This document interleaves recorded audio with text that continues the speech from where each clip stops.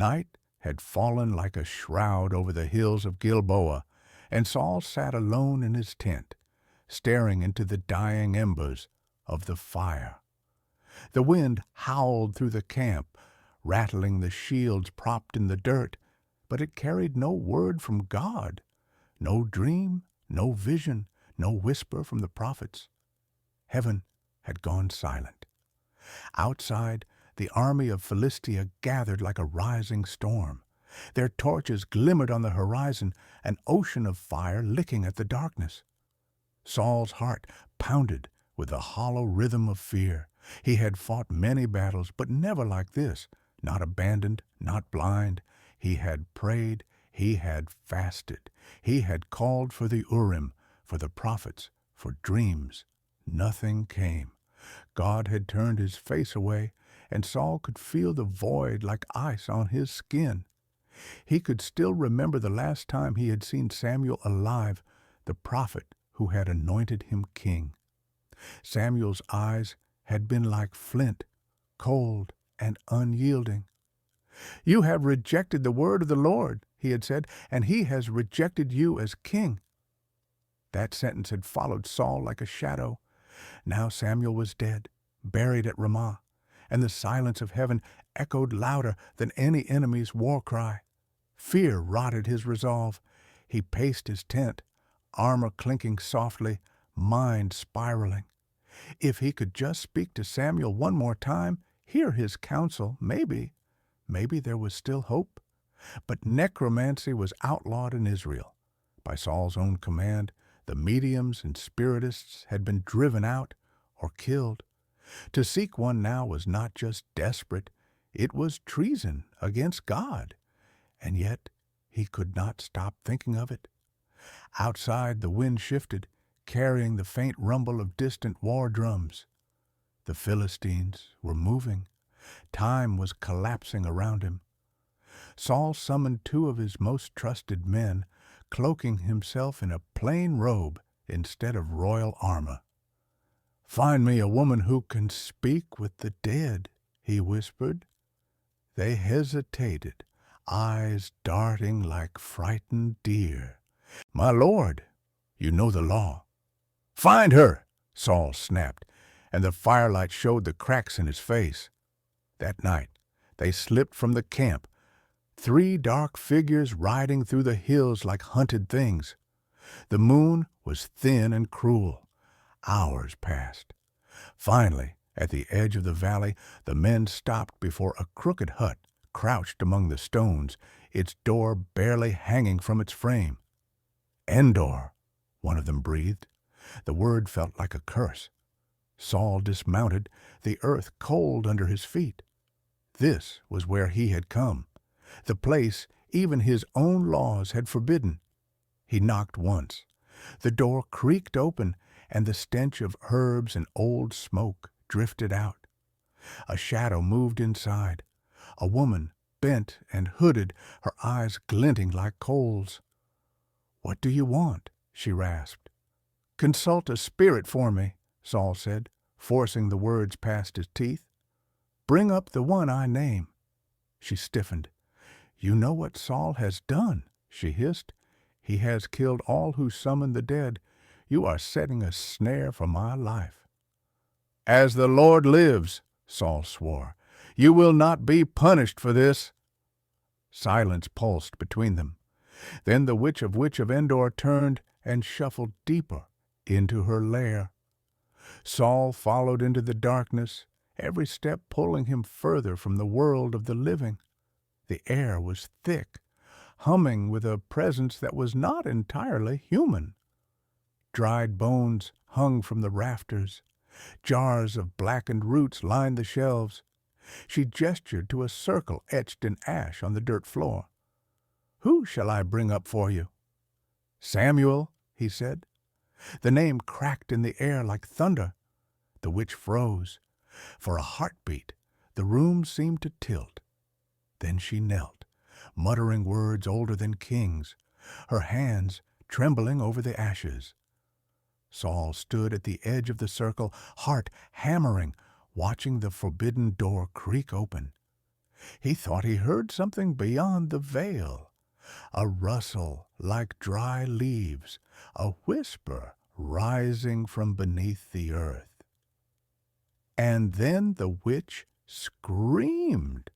The scream ripped through the hut like lightning, raw and primal, and for a heartbeat Saul thought she was mocking him, until her face contorted in terror. Her eyes bulged as if she were staring at something Saul could not see. She reeled back, clutching at her veil, and her voice cracked into a shriek. "Why have you deceived me? You are Saul!" The words hit like a blade. His disguise crumbled in an instant. The Witch of Endor staggered from the circle, shaking. "The King of Israel has come to destroy me." Saul lurched forward, desperation blazing through fear. "Do not be afraid," he rasped. "What do you see?" Her eyes darted to the swirling ash, to the cold void opening in the center of the circle. "I see a spirit rising from the earth," she whispered, "an old man wrapped in a robe." Saul's heart cracked. He fell to his knees, trembling. "It is Samuel." A chill swept the hut. The air grew dense, crushing, as if the earth itself held its breath. And then he was there, not flesh, not living, but unmistakable.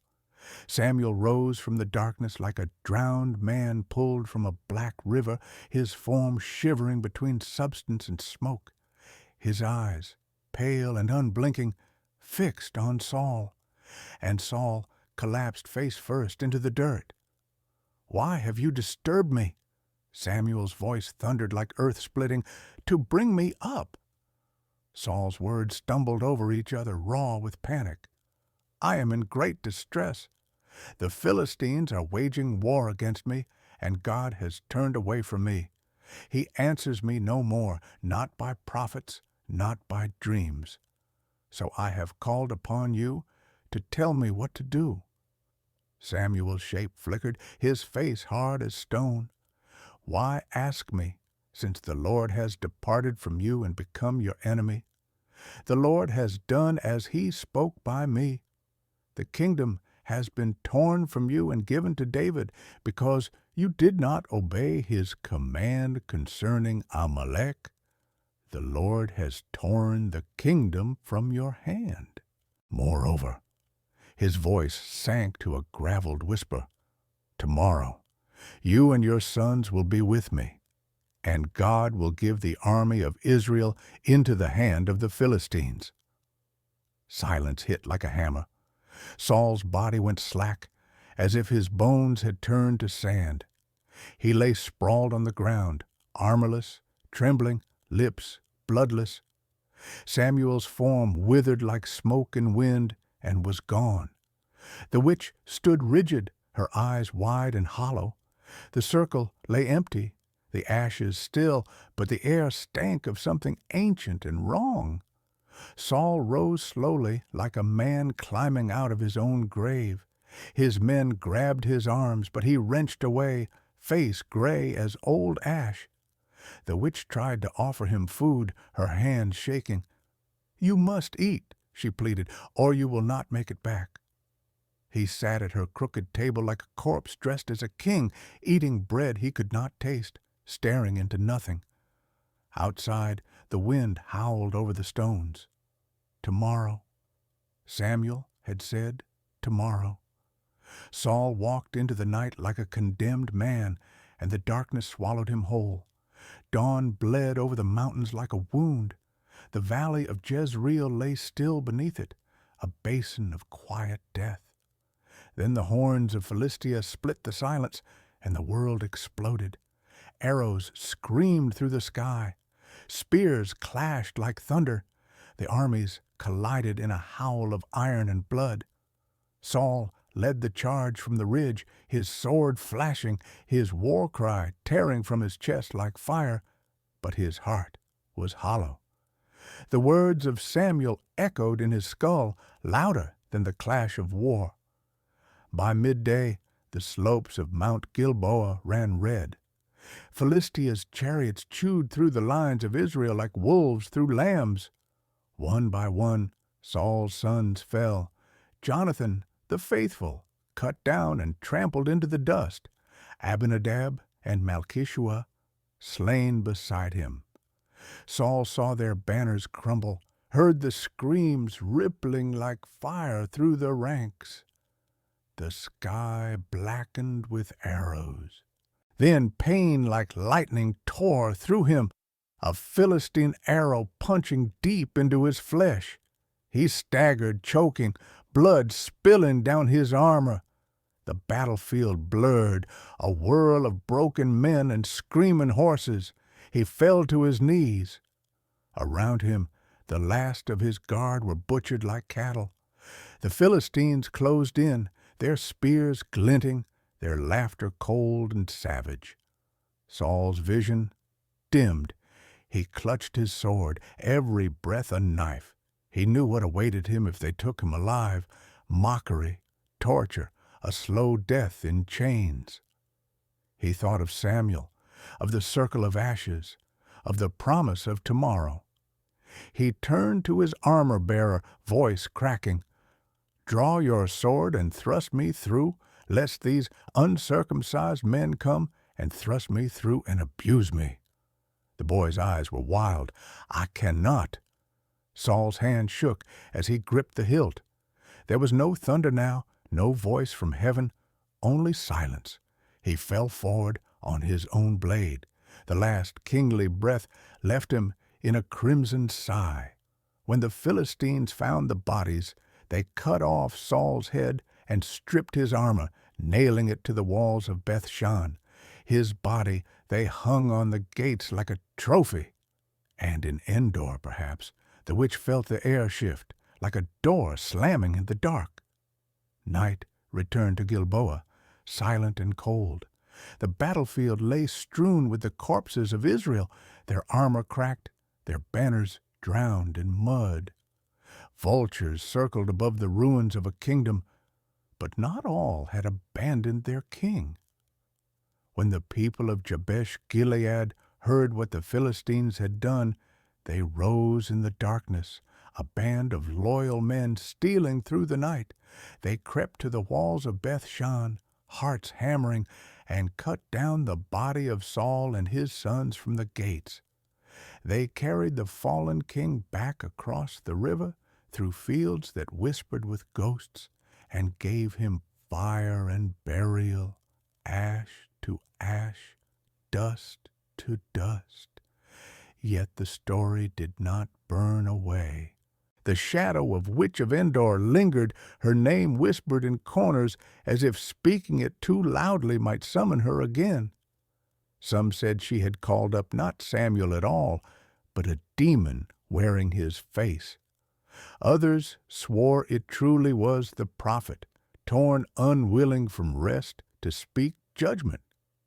Whatever the truth, the tale survived, growing darker with each retelling. It became a forbidden story, a scar in the memory of Israel, the night when a king crossed the line between the living and the dead answered. It was the night a man chosen by God begged counsel from the grave and heard only doom. In that silence where heaven turned its face away, Saul glimpsed the abyss and leapt. History remembers the crown, the battles, the fall. But in the secret places, where fires burn low and voices drop to whispers, they remember something else. The moment the earth opened and a dead prophet spoke. And they say that on certain nights, when the wind crawls low through the hills of Gilboa, you can still hear it, the echo of that ancient curse, drifting like ash through the dark.